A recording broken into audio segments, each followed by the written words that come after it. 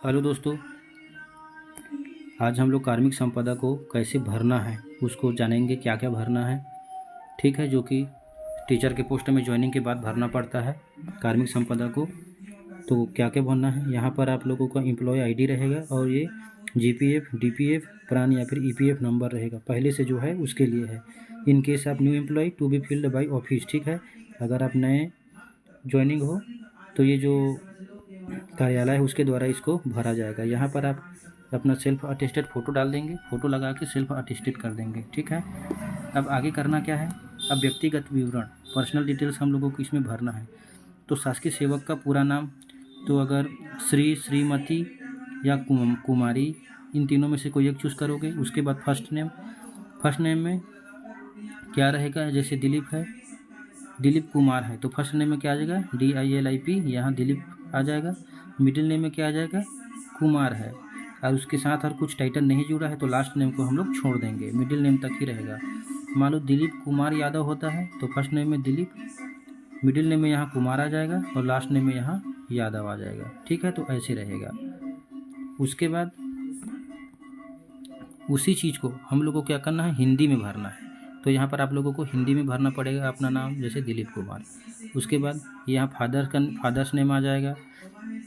उसके बाद फादर्स जो पिता का नाम है उसको हिंदी में यहाँ भरना है, यहाँ मदर का नाम लिखना है और यहाँ पर हिंदी में भरना है।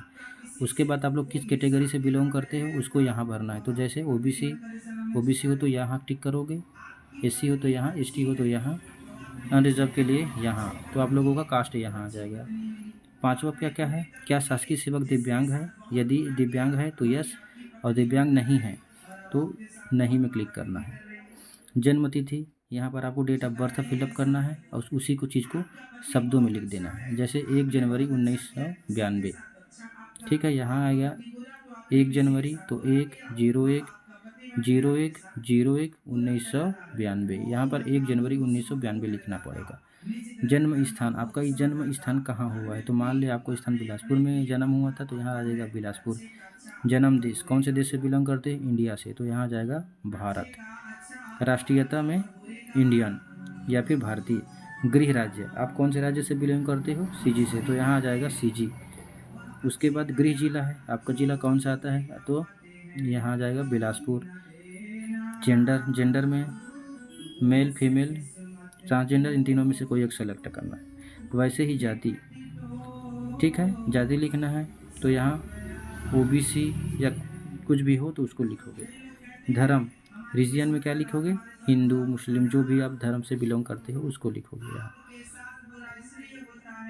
यहाँ है पहचान चिन्ह, 2 आइडेंटिफिकेशन मार्क्स के बारे में बताना है। तो जैसे चेहरे में किसी का मोल है तो मोल ऑन फेस लिख सकते हो, या कट का निशान है, जैसे अगर चीन में कट का निशान है तो कट मार्क ऑन चीन यहाँ लिखोगे, उसी को हिंदी में फिर लिख देना है।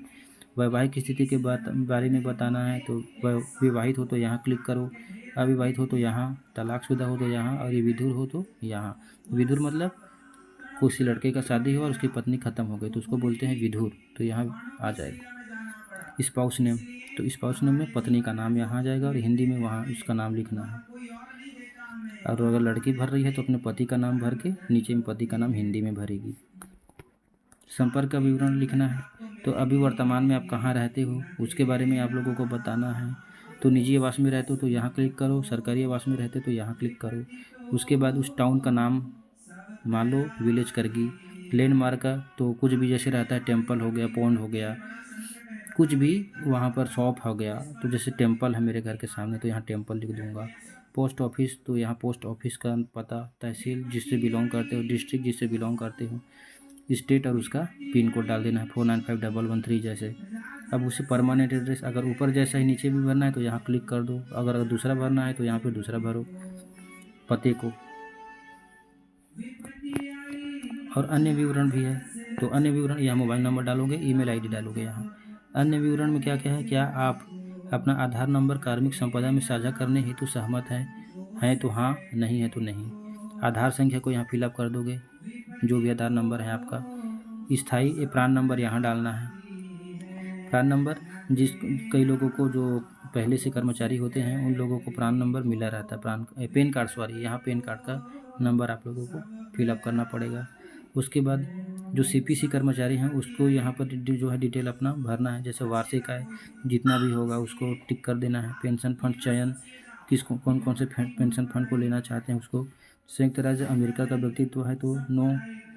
प्रान कार्ड में क्या बोला है, पिता के नाम के स्थान पर माता का नाम अंकित कराना चाहते हैं तो जो भी चाहते हो हाँ तो हाँ, नहीं तो नहीं, ये फिलअप करना है आपको। उसके बाद क्या है, शैक्षिक योग्यता है। ठीक है, शैक्षिक योग्यता में यहाँ पर जैसे नेम ऑफ एग्जामिनेशन, तो पहले 10वीं पास की तो 10th लिखो। पासिंग ईयर लिखना है, जैसे 2005 या 6 जो भी है। उसके बाद यहाँ आ जाएगा CG बोर्ड, यहाँ पर डिस्ट कर दो क्योंकि 10वीं में कोई स्पेशल सब्जेक्ट होता नहीं है। और यहाँ डिवीज़न या ग्रेड लिखो, फर्स्ट रैंक जो भी है। उसके बाद दूसरा क्या है, दूसरे में 12वीं का भर दो। 12वीं में पास आउट हुए उस ईयर को भरो। इस यहाँ आ जाएगा CG बोर्ड या फिर CBSE है तो CBSE। ये सब्जेक्ट में जैसे bio, maths, commerce, social science ये सब आ जाएगा। यहाँ पर आपका जो भी डिवीज़न है, फर्स्ट सेकंड थर्ड जो भी है वो यहाँ लिखना है। उसके बाद वैसे ही कॉलेज का और भी कॉलेज का B.Ed का D.Ed का ये सब फिलअप करना है। अब ये है अपॉइंटमेंट या पोस्टिंग डिटेल के बारे में आप लोगों को भरना है। केंद्र राज्य छत्तीसगढ़ मध्य प्रदेश शासन के अधीन पूर्व सेवा का विवरण। ठीक है, यदि पहले से आप लोग सेवा में हैं तो उसको उसके बारे में बताना है। अगर हो सेवा में तो नियमित थे तो नियमित। नियुक्ति का प्रकार क्या था, स्थायी था तो स्थायी। जो लोग नौकरी में पहले और थे उसके लिए है ये। प्रशासकीय विभाग का नाम, आपको विभाग का नाम लिखना है यहाँ। जैसे मान लो शिक्षा विभाग में ही थे तो स्कूल शिक्षा विभाग। पद नाम को जैसे मान लो सहायक शिक्षक से शिक्षक बन रहे हो तो यहाँ सहायक शिक्षक डालो। पद की श्रेणी क्या थी, तो तृतीय थी कि चतुर्थ थी, वो भी डालना है। पद ग्रहण की तिथि, आप कब जो है पद ग्रहण किए थे पुराने वाले जॉब में, उसको भरना है। और उसमें जो भी पद मुक्ति का जो या भार मुक्त तिथि है उसको यहाँ डालना है। छत्तीसगढ़ शासन के अधीन प्रथम नियुक्ति का विवरण, जिस पद से निरंतर कार्यरत हैं तो उसको भरना है यहाँ। कैडर के बारे में राज्य स्तरीय था, जिला था, अन्य था या अखिल भारतीय था, तो राज्य जो भी है राज्य है। स्थापना का प्रकार तो नियमित रहा होगा तो नियमित। वैसे ही प्रशासकीय विभाग का नाम, अगर पूर्व में मान लो स्कूल शिक्षा विभाग में थे तो यहाँ स्कूल शिक्षा का विभाग। पद नाम में शिक्षक में जा रहे तो सहायक शिक्षक या जो भी पोस्ट में पहले थे उसको भरना है। पद की श्रेणी क्या थी, वो तृतीय थी, द्वितीय थी, प्रथम थी, ये सब यहाँ आ जाएगा।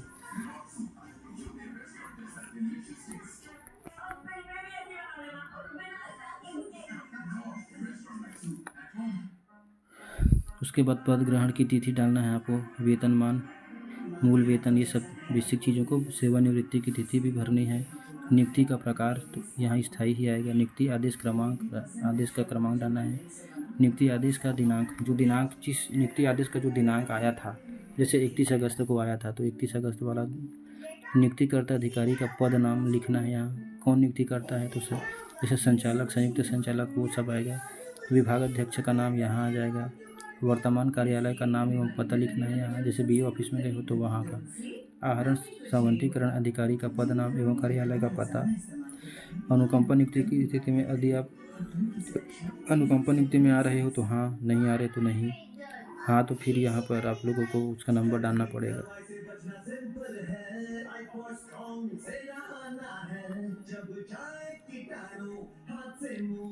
तो ये सब आप लोगों को भरना पड़ेगा। पद स्थापना का विवरण जो लागू कर सके। नवीन नियुक्ति, तो नवीन नियुक्ति में पदोन्नति है कि स्थानांतरण है, स्तरोन्नयन है, क्रमोन्नति, चयन, वरिष्ठ श्रेणी, ये सब भरना पड़ेगा। विभागीय है कि अन्य विभागीय है तो या फिर अन्य है तो ये डलेगा। कैडर में तो राज्य स्तरीय है। स्थापना का प्रकार नियमित। नियुक्ति का प्रकार स्थायी है। शासकीय, अभी तो अस्थायी नियुक्ति है। शासकीय विभाग का नाम यहाँ आ जाएगा। पद नाम आ जाएगा। श्रेणी में वही है, तृतीय श्रेणी। पद ग्रहण की तिथि यहाँ डालना है। आप जिस दिन ज्वाइनिंग लिए हो उसको ग्रेड पे डालना है। जैसे वर्ग 2 के लिए 4200 ग्रेड पे। मूल वेतन में 35,400। आगामी वार्षिक वेतन वृद्धि तिथि तो ये लोग ऑफिस वाले भर देंगे, छोड़ दिए रहना। अब यह परिवीक्षा अवधि का विवरण, तो क्या शासकीय सेवक की नियुक्ति परिवीक्षा अवधि में हुई थी? हाँ तो हाँ, नहीं तो नहीं। क्या शासकीय सेवक द्वारा परिवीक्षा अवधि पूर्ण कर ली गई है? ये ऑफिस वाले करेंगे। जब हो जाएगा तो हाँ डाल देंगे। परिवीक्षा अवधि समाप्ति की तिथि कब समाप्त होगा, ये भी भरा जाएगा। आदेश का क्रमांक यहाँ डालेगा। पति पत्नी के नियोजन का विवरण देना है, तो अगर पत्नी शासकीय सेवक में है तो हाँ डालना है। नियोजन की स्थिति केंद्र में है कि राज्य में है, इसको डालना है। पत्नी या पत्नी का कर्मचारी कोड जो रहता है उसको यहाँ फिलअप करना पड़ेगा। पत्नी का डीडीओ का कोड यहाँ डालना पड़ेगा। कार्यालय का नाम लिखना पड़ेगा। कार्यालय का पता यहाँ लिखना पड़ेगा। किसके लिए? अगर लड़के केस में अगर उसकी पत्नी भी जॉब में है तो, और लड़की के केस में उसका पति जॉब में है तो उसका विवरण यहाँ डलेगा।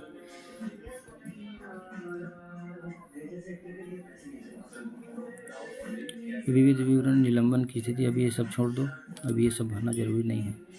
बैंक डिटेल भरोगे तो सेविंग है कि करेंट है, जो भी है यहाँ अकाउंट नंबर डाल जाएगा। यहाँ बैंक का नाम और शाखा का नाम, ठीक है।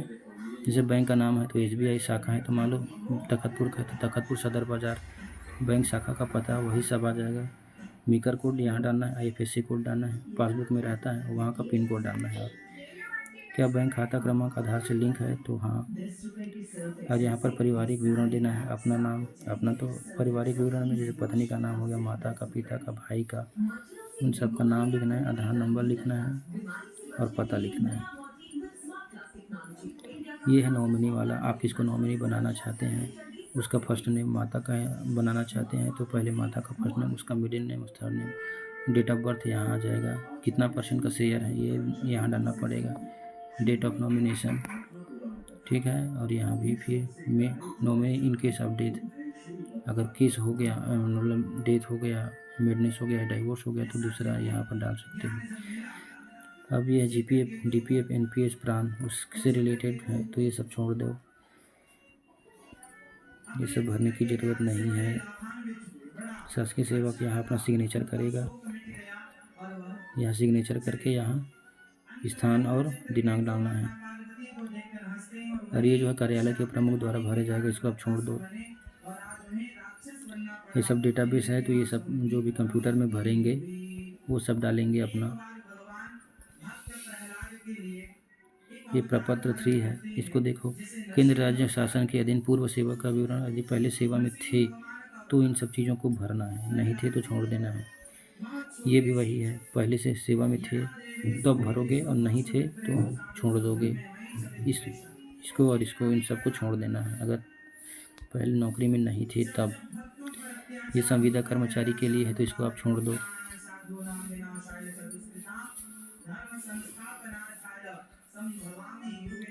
ये बाद में ऑफिस वाले भरते रहेंगे। तो ये थी पूरी जानकारी, ठीक है।